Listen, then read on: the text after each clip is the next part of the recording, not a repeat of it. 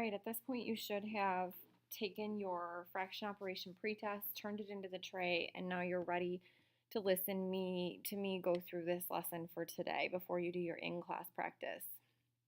So with restriction on time today, because of the pretest and us cramming this into the single day, we're going to go ahead and skip fluency, number work, and problem solving critical thinking and go straight to our conversions in time. So these are just things that you need to know. Fractions of an hour. So we have half of an hour, which is 30 minutes. We have 1/3 of an hour, which is 20 minutes. 2/3 of an hour. So we double that and we get 40 minutes. 1/4 of an hour is those 15-minute increments. 3/4 would be 45 minutes. 1/6 of an hour, so that's the 60 minutes divided by 6, which would give you 10 minutes.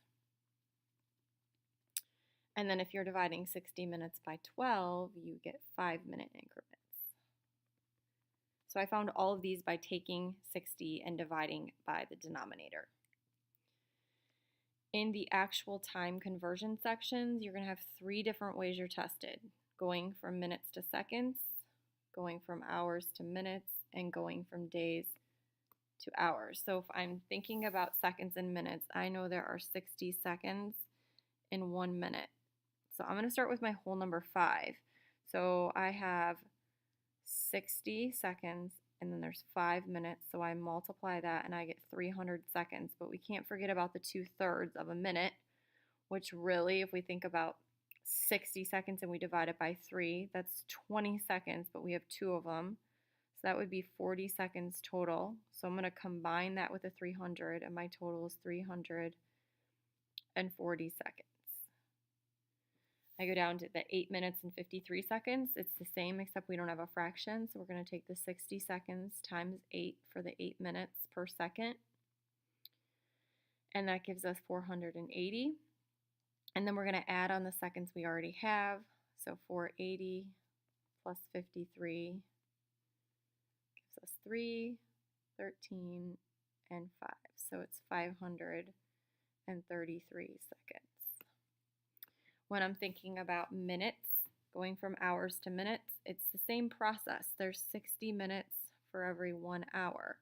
So I take the 60, I multiply it by however many hours I have, and that gives me 120 minutes, but then again I have this 40 that I need to add on. So that gives me a total of 160 minutes. When I'm going from hours and days, I know I have 24 hours in 1 day. So if I have 3 days, that means I need to take the 24 and multiply it by 3, which gives me 72 hours, plus the 6 hours I already had, which is 78 hours total. This next one's kind of like an addition problem. You need to convert first and then add them together. So if I have 3 days, so I'm going to have, again, 24 times 3, which is 72, plus 11 hours gives me 83 hours. And then I need to go and figure out the 4 days and 10 hours. So I take 24 times 4, which is 96, add the 10 hours I already had, which is 106, and then I take the 106 plus the 83, and I get 189 for my total amount of hours between the two. And then we have time on a clock. So what time is it? 45 minutes after 1:30. So that means I'm moving up towards 2 o'clock. So that means there's 30 minutes left in the half hour. So if I add 30 minutes, that would take me to 2 p.m. But I have 45, so that's 15 more minutes. So that would take me to 2:15 p.m. What time is it? 2 hours and 45 minutes after 11 a.m. So I would do the hours first. So 11 a.m., add 1 hour gives you 12 p.m. And then I go to 1 p.m. and then I have to put back in this 45 minutes. So that would take me to 1:45 p.m. It's almost like you're just counting. All right. Problem solving with time.